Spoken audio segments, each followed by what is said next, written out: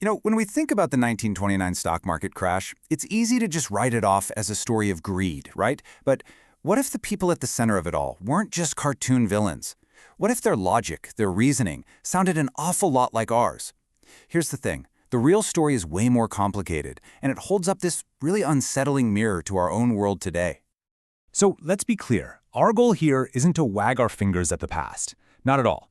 We're trying to get inside the logic of a system just moments before it shattered.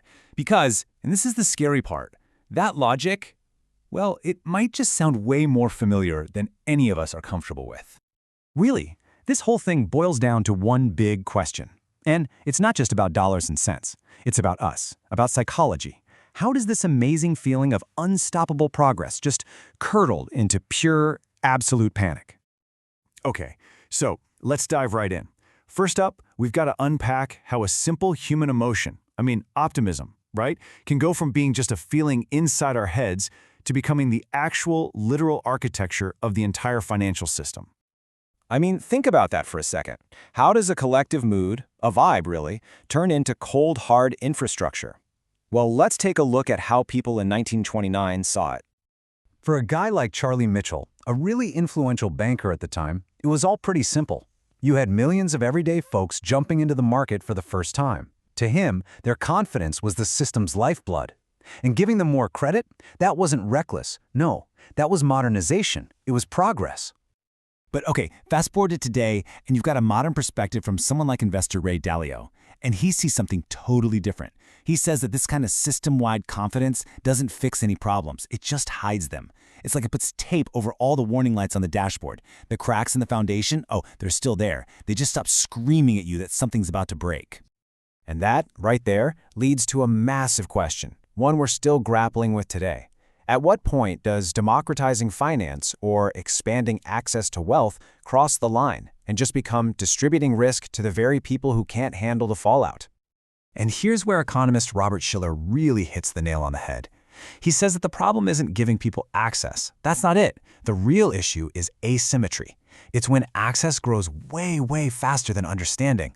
When that happens, the risk doesn't just vanish into thin air. Nope. It just quietly gathers, concentrating on the people who are least prepared for the hit when it comes. Okay, so if confidence is the fuel for this whole thing, what's the engine that kicks it into overdrive? Well, that brings us to our next big idea, leverage. The invisible force that turns a good run into a bubble and a little dip into an absolute catastrophe. And forget the dry textbook definition of leverage for a second. This one is so much better. Leverage is this tricky thing because it rewards optimism for way longer than it punishes it. It's seductive, right? It works, and it makes you feel like a genius, right up until the very second it spectacularly blows up in your face. And that's the head game it plays on you. It doesn't show up dressed as danger. It shows up looking like momentum.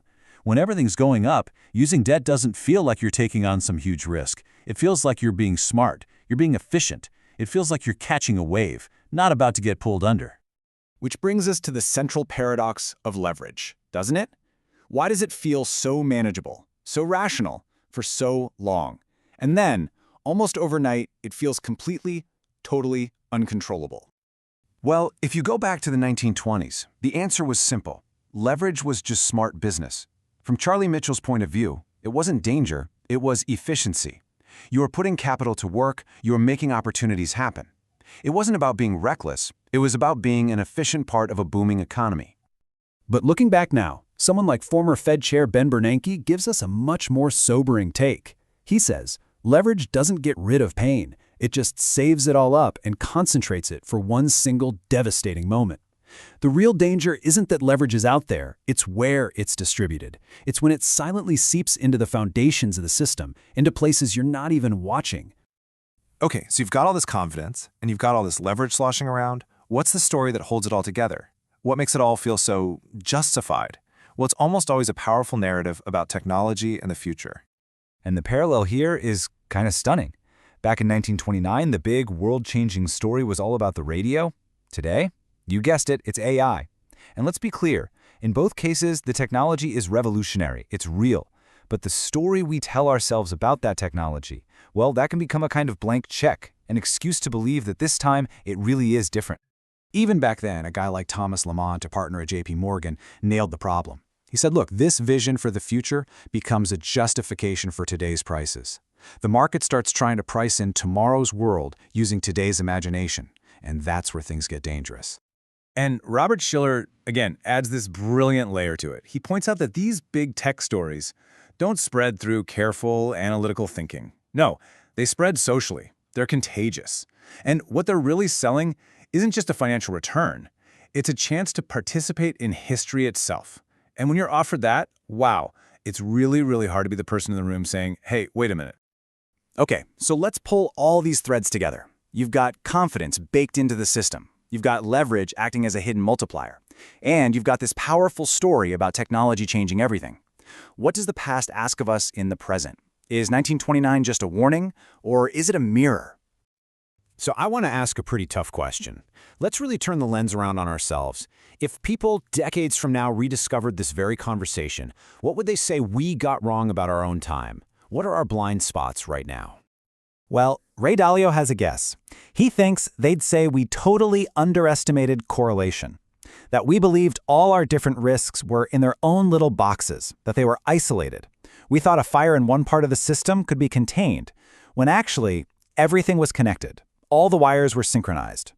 Robert Shiller points to another potential blind spot, that we underestimated the power of a good story, that the narratives we were telling ourselves were just louder than the data, and we let them be. We wanted to believe them. And maybe the most chilling thought comes from all the way back in 1929, from Senator Carter Glass. He'd say they would look back and see that we actually knew more than we admitted, that the warning signs were there, because in the end, history doesn't really ask if a failure was understandable. It just asks one simple question. Was it preventable? And maybe that's the final takeaway. The conditions that made 1929 possible, they never went away.